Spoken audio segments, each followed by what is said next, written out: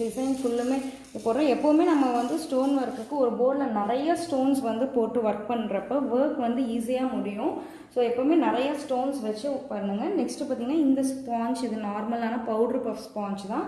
இதை நம்ம யூஸ் பண்ணி ஜஸ்ட்டு இந்த மாதிரி நம்ம தேய்ச்சி கொடுக்குறோம். ஜஸ்ட்டு இப்படி நம்ம வந்து அந்த டிசைன் ஸ்ப்ரெட் பண்ணியிருக்கலைங்க, அந்த டிசைன் ஃபுல்லுமே இந்த மாதிரி நம்ம